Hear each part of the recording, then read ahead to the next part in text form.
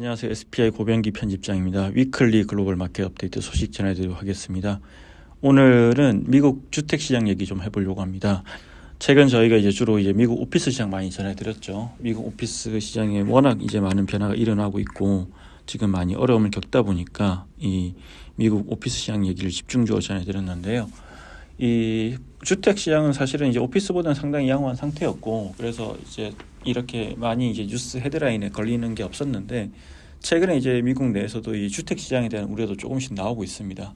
실제 월스트리트 저널에서 최근에 이 코로나19 이후에 직격탄을 맞은 오피스나 리테일과 달리 임대주택은 투자자들이 안심하고 투자할 수 있는 일종의 안식처로 여겨져 왔는데, 최근 좀 우려가 커지고 있다, 이런 내용을 보도를 했고요.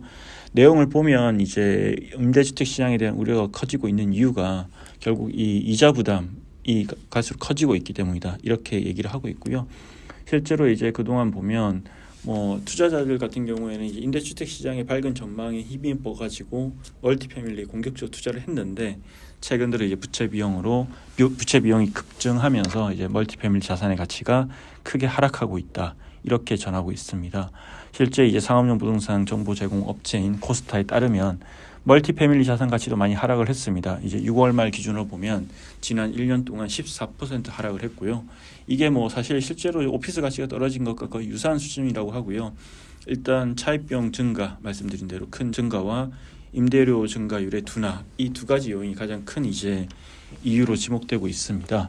실제 모기지 은행 협회에 따르면 멀티패밀리 모기지 잔액이 지난 10년 동안 약 2배 이상 증가했는데요. 그래서 지금 약 2조 달러에 달하고, 또 시장 조사 업체 트랩에 따르면 이 같은 주택의 모기지 잔액 규모가 오피스 부채 금액의 거의 2배가 되고, 그리고 특히나 멀티패밀리 부채 중에서 9,807억 달러 정도가 2023년 사이에서 2023년부터 2027년 사이에 만기가 돌아온다, 이렇게 얘기를 하고 있고요.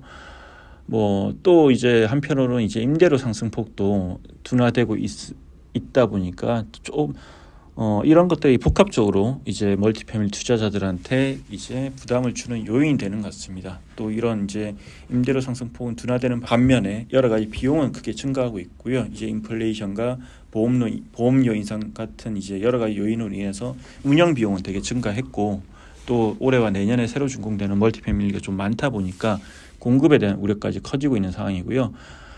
그래서 현지 언론에서 얘기하는 것들은 그동안 모두가 오피스 시장의 위기에 대해서만 말을 했지만, 멀티패밀리 채무 불이행도 정말 큰 문제고, 이 부분에 대한 어떤 경각심을 가져야 된다, 이런 얘기가 나오고 있습니다.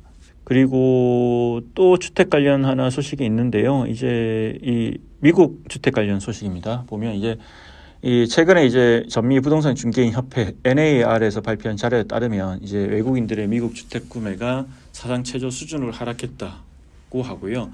이 기간은 2022년 4월부터 2023년 3월까지 외국인들이 구매한 미국 주택을 통계를 집계해 본 결과 84,600채였는데 전년 대비 14% 정도 감소한 수준이고요. 또 구매 자체가 줄다 보니까 구매한 주거 부동산 규모도 533억 달러로 전년 대비 9.6% 줄었다, 이렇게 나오고 있고요. 이 같은 수치가 NAR이 이 관련 데이터를 수집한 이후에 최저치라고 합니다. 네. 아무래도 이렇게 외국인들의 주택 구매 열기가 꺾인 이유는 이 미국의 주택 시장의 사상 최고치에 가까워진 주택 가격, 그리고 한정된 매물이 미국 외국인들이 미국 주택 구매를 이렇게 과거에 비해서 적게 한 그런 이유로 풀이되고 있습니다. 네. 그리고 아까 주택 얘기 해드렸는데 오피스 관련 소식도 같이 한번 붙여서 말씀드리겠습니다.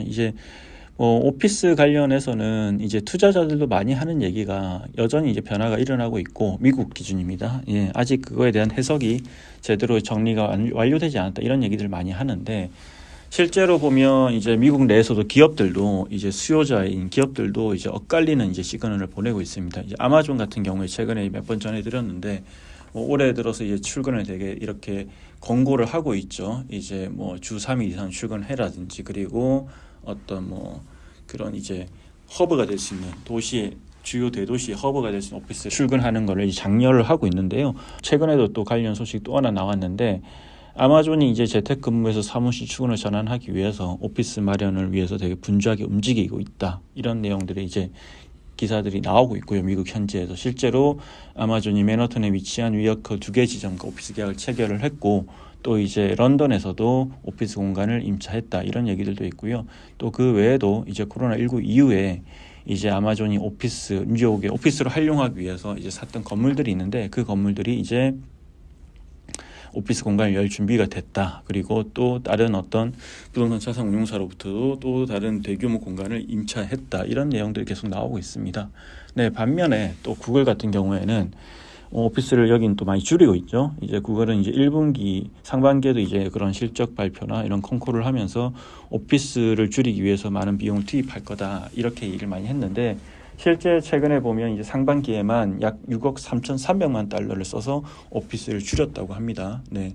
아마존과 구글이 이렇게 좀 정반대의 이제 시그널이 나타나고 있고요. 이 한국은 좀 덜하지만 이런 오피스 시장의 변화는 사실 글로벌하게 전부 모든 나라에서 이제 조금씩 다 일어나고 있는 현상인데 그래서 이제 호주 같은 경우도 최근에 이제 호주 부동산 협회에서 이제 발표한 자료가 있습니다. 자료가 있는데 여기 이 자료를 보면 이제 호주 오피스 공실률이 상반기 기준입니다. 1990년대 이후로 제일 높은 수치를 기록했다. 이렇게 이제 발표를 했고요.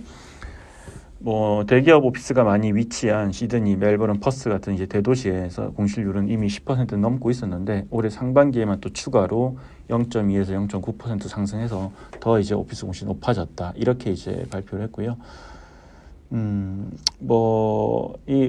역시 호주 역시 마찬가지입니다. 미국과 마찬가지로 재택근무로 인해서 호주 오피스 시장도 여전히 과거와는 다른 모습을 보이고 있고 이러한 어떤 변화들이 어떤 식으로 변화할지는 조금 더 지켜볼 필요가 있어 보입니다. 네, 이상으로 미국 주택 시장과 글로벌 오피스 시장에 대한 소식을 전해드렸습니다. 고맙습니다.